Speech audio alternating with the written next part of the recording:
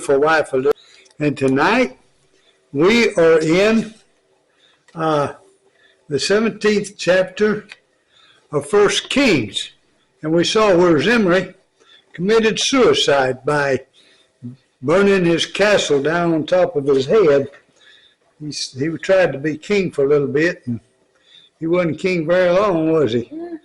Well, all right, and now we're getting up where it's Ahab and Jezebel. Oh, my goodness. Now, Elijah, the Tishbite of Tishbe in Gilead, said to Ahab, "As the Lord, the God of Israel, lives before whom I stand, there shall be neither dew nor rain these years except by my word." And the word of the Lord came to him, "Depart from him and turn eastward and hide yourself by the brook Cherith, which is east of the Jordan. You shall drink from the brook, and I have commanded the ravens to feed you there." So he went and did according to the word of the Lord. He went and lived by the brook Cherith, that is east of Jordan. And the ravens brought him bread and meat in the morning, and bread and meat in the evening. And he drank from the brook.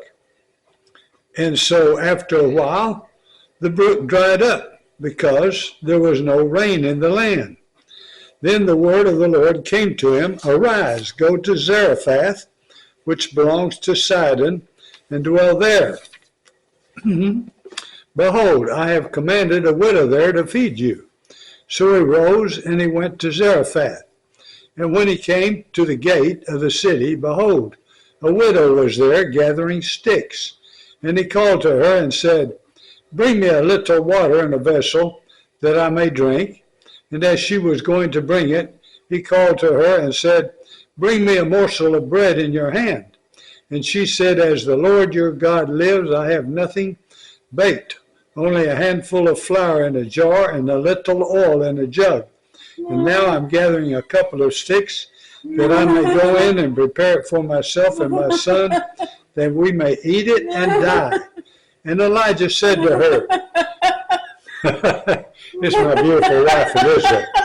And Elijah said to her, "It's okay, honey. Do not fear. Go and do as you have said. But first, make me a little cake of it and bring it to me. And afterward, make something for yourself and your son.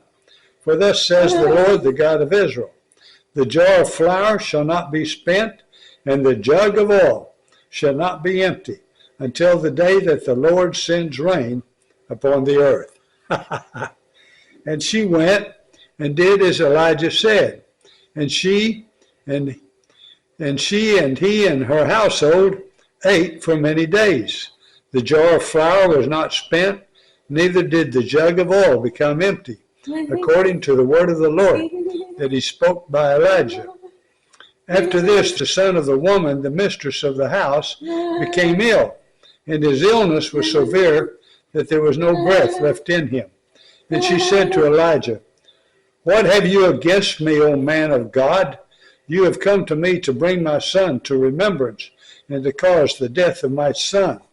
And he said to her, "Give me your son." And he took him from her arms and carried him up in the upper chamber where he lodged, and he laid him on his own bed. And he cried out to the Lord, "O Lord, my God, have you brought calamity even upon the widow with whom I sojourned by killing her son?" Then he stretched himself up upon the child 3 times and cried to the Lord. See, we can raise the dead too. Did you know that? Well, that's what God said. He said, go preach to the people, heal the people, and raise the dead.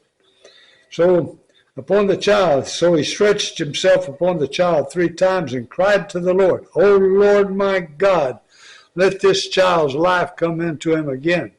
And the Lord listened to the voice of Elijah, and the life of the child came into him again, and he revived.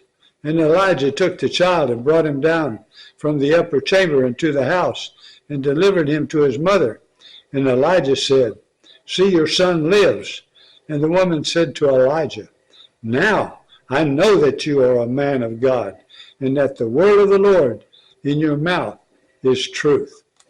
Hot dog, don't you love that? Don't you love that? You know, I've been trying to kind of put the 91st Psalm into memory. Boy, is that a good psalm. You want something to kind of stir you up and make you feel good. Kind of